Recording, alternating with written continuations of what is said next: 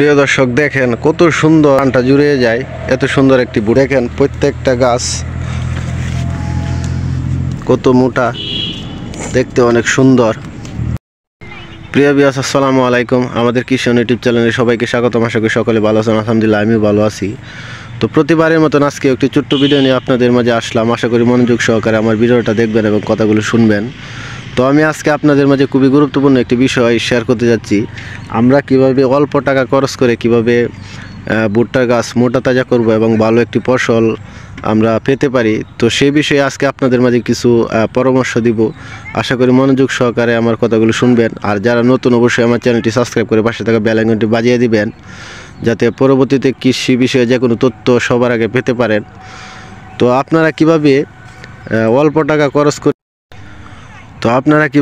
টাকা খরচ করে আপনার ভুট্টার গাছকে মোটা তাজা করবেন বা ভালো একটি ফসল আপনারা পেতে পারেন।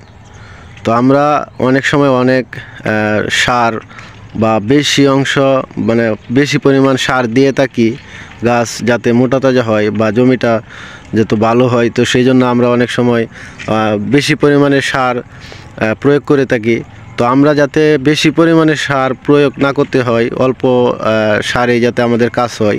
তো অল্প সারের পাশাপাশি আমি আরেকটা জিনিসটা আমি আপনাদেরকে বলবো, যে আমরা যারা ব্রয়লার মুরগি পালন করে থাকি, তো ব্রয়লার মুরগির যে ময়লা হয় বা লেদা, আমরা যেটা বুঝি যে লেদা হয়, তো সেই লেদাটা যদি ব্রয়লার মুরগির পায়খানাটা যদি আপনার গাছের গোড়াতে দেওয়া যায়, তো গাছ কিন্তু অনেক মোটা তাজা হয়। তো আমি আপনাদেরকে বলবো, যাদের এলাকায় মুরগির শেড আছে বা ফার্ম আছে, তো এখান থেকে আপনারা যদি পারেন আপনারা এই জিনিসটা সংগ্রহ করবেন। ব্রয়লার মুরগির ময়লাটা, পায়খানাটা সংগ্রহ করবেন। তো যদি আপনারা গাছের গোড়ার মধ্যে দিতে পারেন, তো আমি মনে করি আপনার গাছ অনেক মোটা তাজা হবে এবং আপনার অনেক সার আর দিতে হবে না, অল্প সারেই আপনার কাজ হয়ে যাবে। তো আমি সেই বিষয়টাই আজকে আপনাদের মাঝে শেয়ার করার জন্য আমার এই ভিডিওটা। তো যারা পারেন অবশ্যই আপনারা এই জিনিসটা ব্যবহার করবেন। ব্রয়লার মুরগির যে বাকি যে লেদাটুকু আছে, ময়লাটুকু আছে, আপনারা যদি এটা দিতে পারেন, আমাদের এলাকায় এটা প্রচলিত।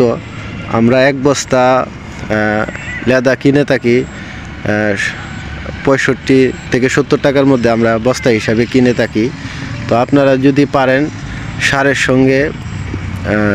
সঙ্গে মিশিয়ে দিতে হবে না, এটা দিয়ে দিবেন, বা সার দেওয়ার সময় হলে সার দিবেন। তবে অল্প সারেই কিন্তু আপনার কাজ হয়ে যাবে যদি আপনার ব্রয়লার মুরগির লেদাটা দিতে পারেন।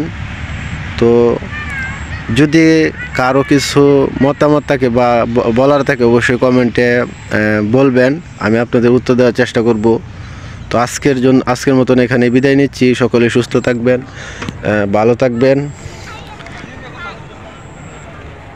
আল্লাহ হাফেজ।